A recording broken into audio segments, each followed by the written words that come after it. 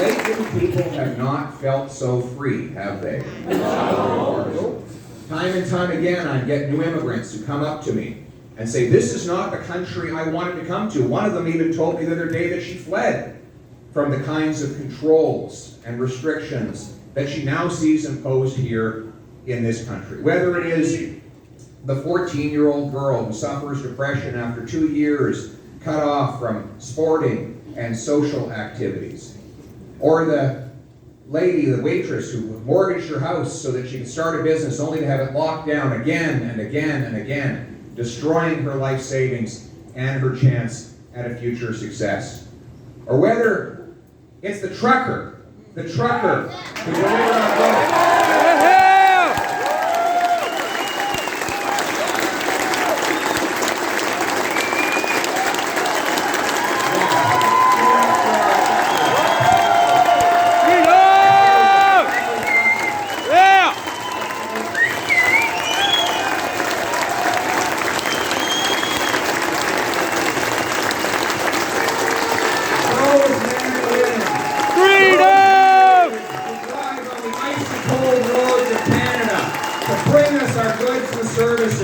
Who crossed the border without a vaccine for 2 years and were called a hero. And then all of a sudden, their prime minister destroyed their livelihoods and took away their jobs for the mere crime of making a personal health care decision. These are the people who are least likely to spread a virus, of course. Why?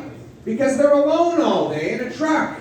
And yet suddenly, while the rest of the world was lifting these mandates and restrictions, Trudeau brought in a new one on the people that we most needed to be working, on the people who were least likely to spread a virus, and on the people who had served our country so valiantly when we were all at home in those early days of lockdown.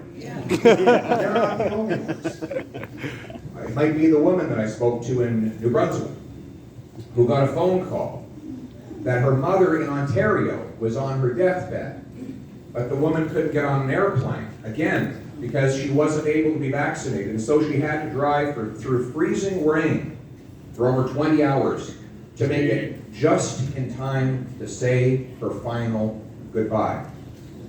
These cruel mandates have now gone beyond anything related to a virus. And Justin Trudeau's actions on this issue have been a pandemic power trip that have more to do with political science than medical science.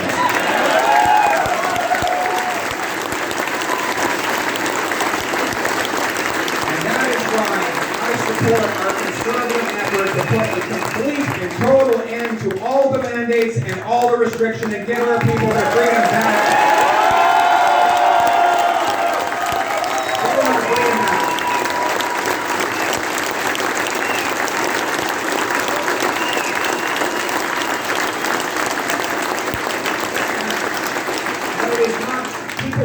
What I find is that people feel like they're losing control of their lives. It's not just the COVID issue, right?